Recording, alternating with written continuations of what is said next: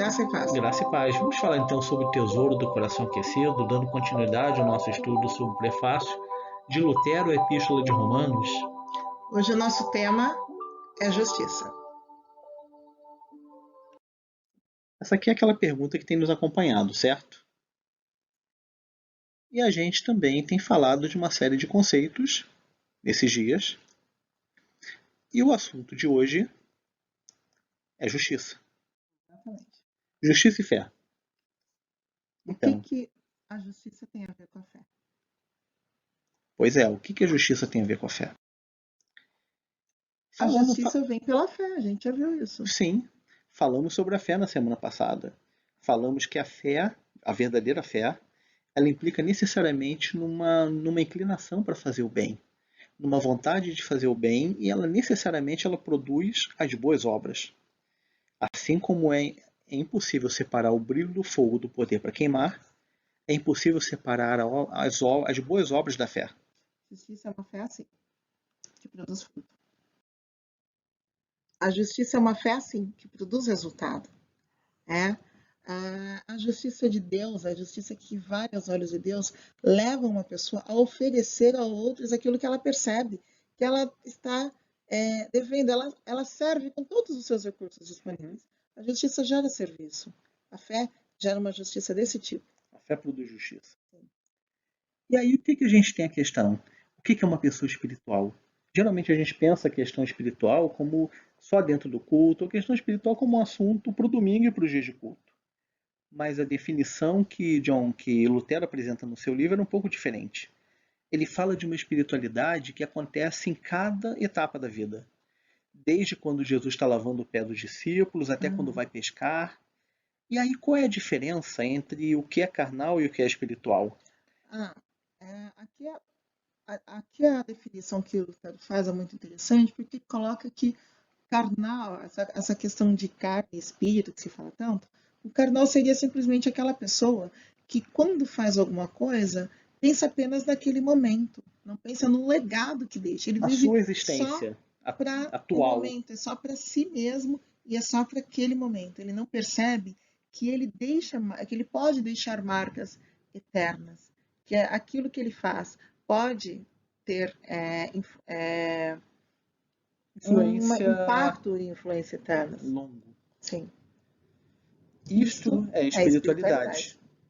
Agora, a espiritualidade que vem pela fé, ela se revela no dia a dia. Uhum. Ela se revela de segunda a segunda e não apenas no domingo. Sim. E aqui a gente vai falando sobre um outro assunto. Aquilo que às vezes as pessoas acham que é espiritualidade. Sim. Né? Uma espiritualidade ligada apenas à religiosidade. A espiritualidade dos escribas e fariseus. Aqueles que aparentavam tudo exteriormente, que viviam na hipocrisia. Por quê? Porque eles colocavam a peso sobre os outros que nem eles mesmos conseguiam cumprir. Uhum. Eles viviam para acusar, eles viviam para julgar, mas eles mesmos estavam cheios de ódio, cheios de raiva, cheios de julgamento e se achando melhores do que todo mundo. E o coração duro que não se comovia com nada e não se arrependia. E ainda se julgavam melhores no direito a desprezar quem não fazia exatamente igual a eles. Jesus falou deles aqui nesse texto de Mateus que está aqui. Tão fardos pesados de carregar, põem sobre os ombros dos outros, mas eles mesmos nem com o dedo querem movê-los. Pois é, isto Não é é espiritualidade. Julgamento, orgulho, desprezo pelos outros?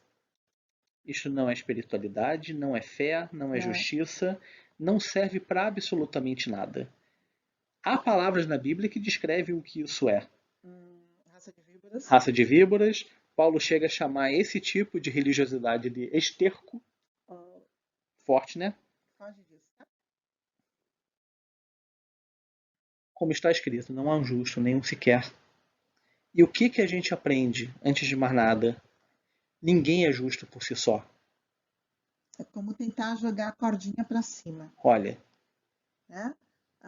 Tentar ser justo sozinho é tentar se salvar sozinho.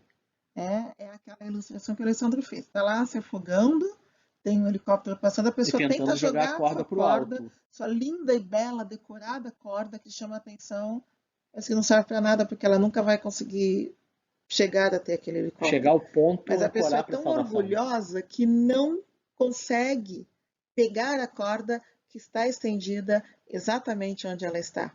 É só estender a mão e pegar, né?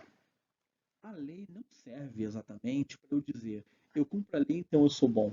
Não, Não, pelo contrário, ela serve exatamente para falar, puxa, olha como eu estou em dívida em relação à lei de Deus. ela diagnostica. Ela Ela tem essa diagnostica, ela função. identifica o pecado. Não justifica.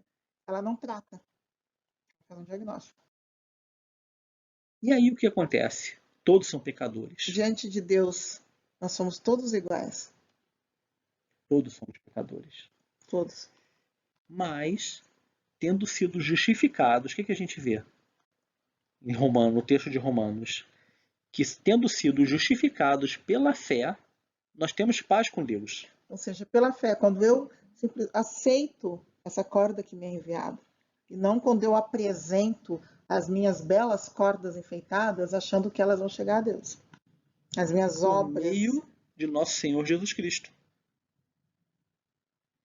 A justiça é produto da fé. Nós somos justificados pela fé. A justiça acontece em nós pela fé. Quando nós temos fé, isso gera justiça. Porque nós entendemos que a fé em Cristo nos justifica pelo seu sangue.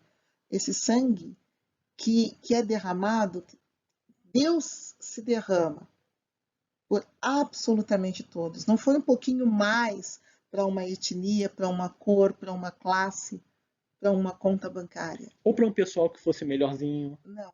Não, Para Cristo religiosos ou morreu não religiosos. em nosso favor quando ainda éramos pecadores. Somente a fé em Cristo nos justifica pelo seu sangue, que nos torna todos alvo da graça de Deus. Todos nós. Então não dá para colocar que alguém é melhor que alguém. A base da justiça divina, portanto, é essa misericórdia que Jesus tem por nós. E quando a gente fala na justiça que vem de Deus, a gente precisa pensar na misericórdia. Porque se Deus nos tratasse também na base do olho por olho, dente por dente, a gente está perdido. É isso. Então o que a gente resume? A fé produz justiça. A espiritualidade que vem pela fé se revela no dia a dia. Desprezo, julgamento, orgulho da sua própria religiosidade não são espiritualidade. Nem fé, nem justiça. Não são. Ninguém é justo por si só. Porque a lei, ela serve para diagnosticar o pecado. E não para a gente, através dela, dizer, olha como somos justos. Todos nós somos pecadores em nossa origem. E somente a fé em Cristo nos justifica por seu sangue. Custou o sangue. A base da justiça divina é a misericórdia. Deus, por sua misericórdia, ele vem a nós. E se nós produzimos uma justiça como aquela que vem de Deus, nós também temos que ter uma justiça baseada na misericórdia. A justiça é produto da fé. E a gente falou agora sobre legado para a eternidade. Vamos ver aqui um exemplo bastante interessante. Um exemplo que a Valéria encontrou um achado, diga-se de passagem. Essa é uma versão em inglês, a gente vai ver a versão original em português. Inglês, versão em português. A gente está ainda nessas comemorações do Coração Aquecido e a gente tem Wesley, que ao estudar Romanos através desse livro de Lutero, teve o coração aquecido. E a partir desta experiência do coração aquecido, ele passou a se empenhar em mudanças muito fortes dentro da igreja e na sociedade inglesa. Então, ele passa a lutar por melhores condições de trabalho, por educação pública e pela abolição da escravidão. Essa carta ela é escrita por um senhor idoso, mas o coração ainda queimava, escrita um jovem promissor, bastante cristão, bastante crente, com bastante fé. William Wilberforce se tornou o líder do abolicionismo inglês. Ele começou no parlamento, ele era membro do parlamento, era a única voz pela abolição da escravidão e do tráfico de escravos, era considerado inimigo de Estado. Ele foi acusado de trair a Inglaterra, porque a base da Inglaterra, a base econômica, era a escravidão. Mas Wesley escreveu para ele a sua última carta. É essa carta que nós vamos ler agora. Essa carta que o Wilberforce diz que deu força a ele, que fez com que ele percebesse que ele precisava erguer a sua voz e lutar por justiça, pelo fim da escravidão, pelo fim do tráfico de escravos, pela dignidade humana. O Wesley já havia morrido quando o Wilberforce conseguiu avançar na luta dele. Sim. Tem um filme, inclusive. Sim, tem Amazing Grace. Amazing Grace, uma jornada pela liberdade, né? Sim. Falando do filme em português. Vamos ler a carta? Caro Senhor. Isso é John Wesley escrevendo. A Wilberforce. A Wilberforce. A menos que a divina providência nos tenha levantado para ser como Atanásios contra Mundum, eu não vejo como você pode atravessar sua gloriosa empreitada em oposição à execrável vilania, que é o escândalo da religião, da Inglaterra e da raça humana. Uau, ele está falando de religiosos também. Está falando que é um escândalo para religiosos também. A menos que o poder divino, olha o alerta que ele faz para o Wilberforce, a menos que o poder divino tenha verdadeiramente levantado você para exatamente isto, você será esgotado pela oposição dos homens e dos demônios. É uma luta política, mas é uma luta até mesmo no reino espiritual. Mas se Deus vai à tua frente, quem poderá ser contra você? São eles todos juntos mais fortes do que Deus? Oh, não te canses de fazer o bem. Vá em frente, em nome de Deus e no poder da sua força, até que a escravidão americana, a mais vil que já houve sob o sol, desapareça diante dela, diante do poder da força de Deus. Uau! Então ele estava falando da escravidão. Lendo esta manhã um tratado escrito por um pobre africano, é a referência aqui em azul aqui embaixo, que escreveu um livro, uma narrativa da vida dele, ele foi escravizado e passou por alguns lugares, ele conseguiu comprar a própria liberdade e se tornou um líder abolicionista e um líder cristão também.